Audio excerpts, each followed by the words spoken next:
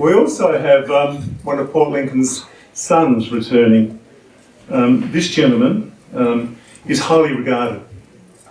He's described as an exemplar of the values underpinning the legal profession and promoting both the rule of law and access to justice for the disadvantaged and the powerful and all in between. We feel really honoured and privileged to have Mr. Chris Kourakis, Chief Justice of South Australia Supreme Court, coming back, coming home, and to speak with us tonight. Thanks, Chris.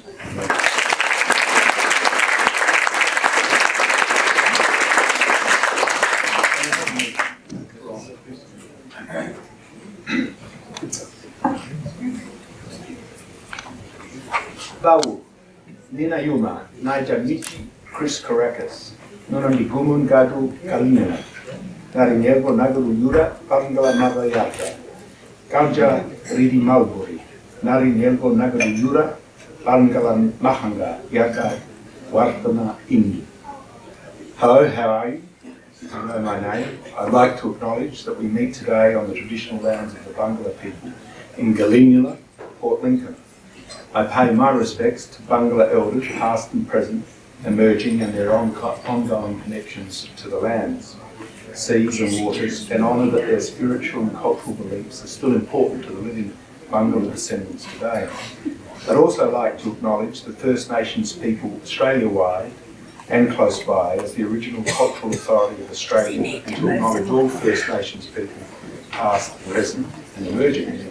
I'd like to thank Emma Richards for giving me permission to give this acknowledgement of country in the Bangala language. I thank her for training and instructing me in it this afternoon. Any mispronunciation is my failing as a student and not Emma's failing as a teacher. I, like most of you, was taught a settler-centric view of our region's history when I grew up here. I didn't know the names of the First Nations people who inhabited Eyre Peninsula, nor their laws and customs. So it gives me, and certainly not their language, so it gives me much satisfaction to have commenced my address today using the Bangala language. I thank Todd and Sean and the other organisers of this 100th year anniversary for inviting me to address you. I thank you all for coming from near and far, some very far, to attend these celebrations, and by your attendance to acknowledge and express your gratitude to Port Lincoln High School for the advantages in life your public education at this school has given you. I'm sure I speak for all of you too in thanking the Governor for opening our anniversary celebrations, for visiting the town and school and speaking to so many of us while she was here. South Australia is very lucky to have a Governor who knows our past so well, who is engaged in our present and shares a vision of South Australia's place in an increasingly globalised world. On that too, I'm sure that you, like me, were very impressed with the Centenary showcase that many of us would have seen on Friday. The depth and energy of youthful talent the school has only increased over the decades. Let me go back now, though, to the early 20th century and the founding of the school. Between 1905 and 1909, the government of the then Premier and Minister of Education, and isn't that a good thing, a time when the Premier was also the Minister for Education. But the Premier and Minister at that time, Tom Price, committed the state to providing free secondary education in Adelaide and throughout the regions. That program was interrupted by the First World War, but as the state and this country recovered from the war that was meant to end all wars, Port Lincoln High School was founded with Mr. S.L. Tregenza as its inaugural principal and Miss M. Poynton as its only teacher. There were some 53 students, 7 of whom completed their intermediate certificate, In 1923, intermediate was the highest secondary education level that anyone could attain. It was in the context of the dreadful conflict of the preceding decade and the hope at the time for a much better and more peaceful future that Mr. Trekenza chose the school's motto. He explained his rationale in this way. He said, "Let the aim of the school be to send out, year by year, a stream of highly principled, thoughtful students who can be guided in life by the school motto, non nobis solum, not for ourselves alone." This motto, he said, encourages teamwork, cooperation and selflessness as the aims of education.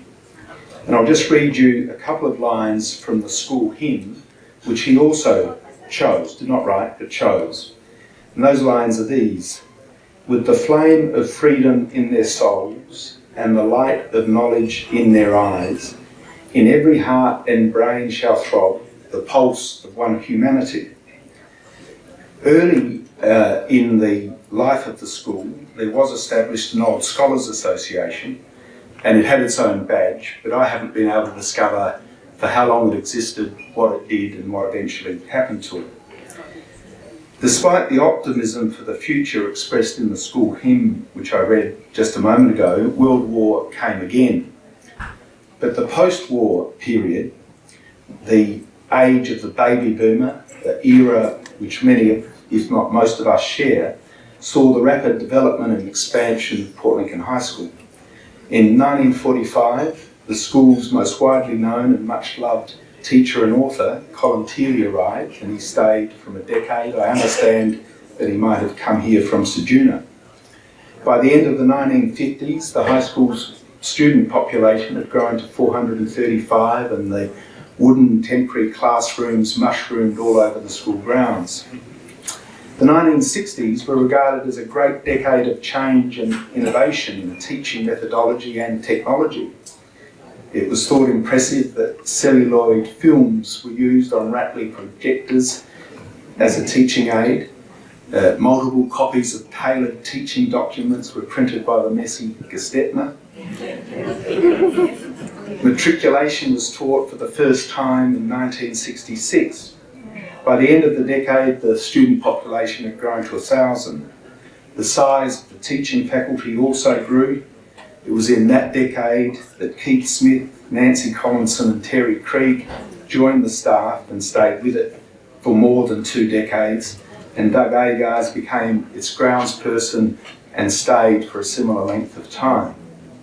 Growth continued in the 1970s. The student population peaked at 1,000 in 1974. In that same decade, the Student Representative Council was active, organising socials and fundraisers. Theatrical performances were enthusiastically produced by the students. And at the same time, there was a troupe known as the Port Lincoln Players, which also produced a number of plays, and there were teachers amongst their number, some of whom I think are here tonight. The musicals included Oliver, Oklahoma, The Music Man. At the end of 1975, a pantomime, Cinderella, was performed for the first time, and these performances continued in the decades that followed. And it was in 1984 that the school gained its first computer room, with computers which were known as BBC computers because they were developed by the British Broadcasting Corporation as part of its teaching programs, and they were sold throughout the United Kingdom and obviously the Commonwealth. I don't know whatever happened to them eventually, nor what their capacity was. I suppose that the mobile phones we're all carrying have much greater capacity than they ever did. In the 1990s, the school's population fell to 750, a fall that I think was due, at least in part, to the opening of other private secondary schools in Port Lincoln. In more recent years, the school population has increased, but that's largely because of the incorporation of Year 7 into secondary school. Can I just say something about the falling enrolments in public schools in Australia? In 1964, less than 24% of Australian students were enrolled in private schools. A rapid expansion in the student numbers of private schools commenced from about 1978, and the proportion of the student population in private schools is now, in Australia, is now 36%. That proportion is significantly greater than the proportion in the United Kingdom and France, which follows in third place. Finland, the United States, Canada all sit around at about just 8%. Ireland, less than 1%. But let me return to the 1990s at Port Lincoln High School. The first Nunga band got together in 1992, and in 1993 it won the Indigenous Band of the Year at the Battle of the Bands. Having toured the school this afternoon, let me sketch out something of what Port Lincoln High School looks like in 2023. Built in just the last year is the school's only circular room in which there is a yarning circle. At the entrance to that particular room is a tree with a leaf representing every student in the school and their ethnic or cultural background. In the yarning room itself are photographs of the leaders of the Indigenous students at Port Lincoln High School, with a poster which proclaims the deadly student and students of the month, a term which means really good, something like others might use the word wicked. It's a term used mostly by the Indigenous students, but is catching on more widely. In the room too, there's a poster, and I'll return to this theme a bit later, which says, "Be stronger than your excuses," something which is worthwhile all of us remembering. Home economics is still taught, but alongside subjects known as hospitality and food tech, and those subjects are taught in commercial kitchens. The BBC computer room has been replaced with a digital tech classroom, and in every room there's a trolley full of laptops ready and charged for the children to use. Fittingly, for Australia's seafood capital, an aquaculture centre was established in 2002, and the school was very proud of its barramundi breeding program, admittedly a top-end import. I'm very proud that my godmother Anna Stir is here, and she might try to introduce some local species into the breeding program. What was the music room when I finished year 12 in 1975 has moved upstairs to occupy what was then the year 12 space, and there's a dance studio downstairs. And the increasing emphasis on music and dance and the arts is a very positive aspect of the school's development. After a half a century and more, cleverly designed classrooms have finally replaced almost all of the temporary wooden classrooms of the 1950s. The resource centre now is a place where the library stacks have been reduced and replaced by computer terminals, which I understand many of you have used to research your own history and the history of your family and friends. To my mind, importantly, posters throughout the school emphasise that it is a safe and respectful place. Posters proclaiming things like "speak kindly," "learn to use the proper names of other people," "listen patiently," "show patience," "express gratitude," "have empathy," and practice mindfulness. The posters in the Resource Centre encourage critical, collaborative and innovative thinking. There have also been great demographic changes. 20% of the student population identifies as Indigenous, and you've heard that one of its two student leaders is Nathaniel Hutchison Burke. The student cohort is widely diverse. Now, with some hesitation, I'd like to exercise a prerogative that all speakers have, to raise for everybody's consideration 3 proposals. The first concerns the school motto. It's an excellent one which expresses an ideal which is as important today as it ever has been. but it is expressed in a language which is about 3 millennia old and which is no longer spoken. The Bangla language has been spoken continuously to this day for about 10 times longer. I'd like to suggest that we keep the motto and keep it in Latin, but I'm sure there is a form of expression in the Bangla language which can as well express the idea of community endeavour as the Latin words do. The second suggestion I make is a more practical one.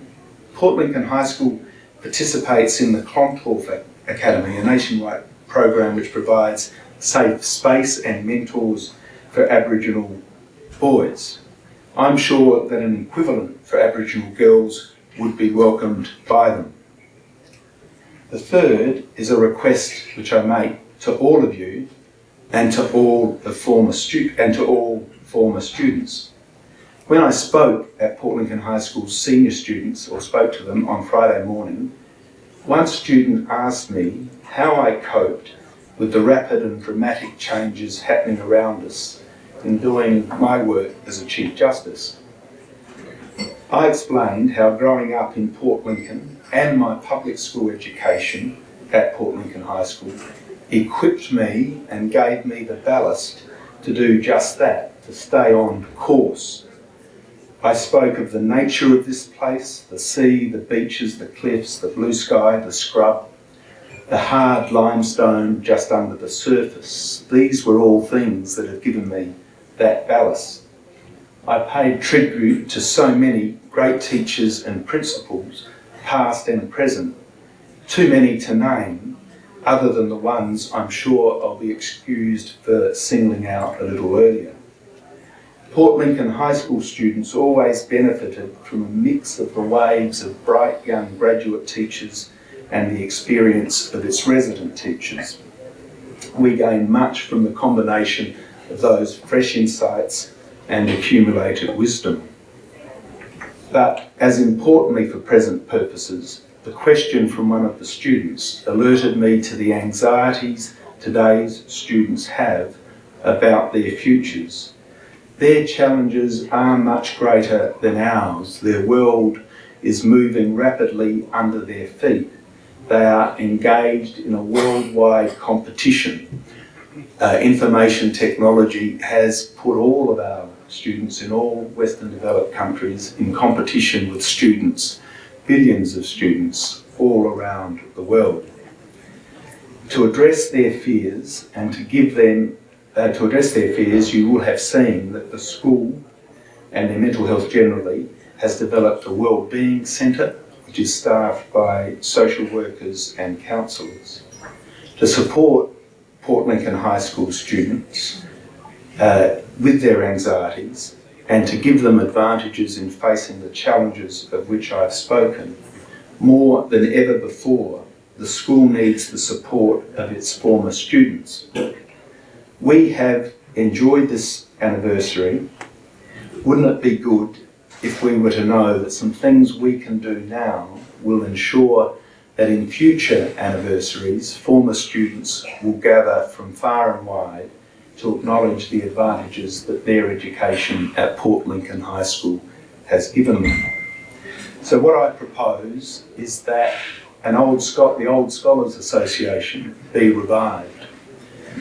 What I hope is that we can arrange for former students to be contacted through the school and the education department. I know that the Minister for Education's advisor on his staff strongly supports the proposal, that a former students, old scholars, whatever you might wish to call it, be formed. The advantages it will give the school are many. Primarily, it will provide mentors. It will provide a list of speakers with relevant expertise that teachers can call on to aid their teaching in particular subjects. It will provide a list of former students with skills, talents that can be deployed in working bees.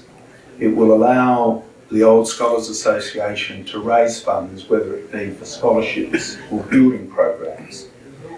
Importantly too, it will create an organisation which can advocate for the school in times of controversy or in order to obtain greater government funding.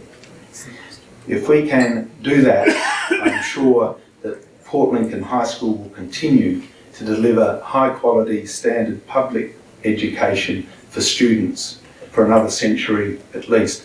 Thank you for listening to me.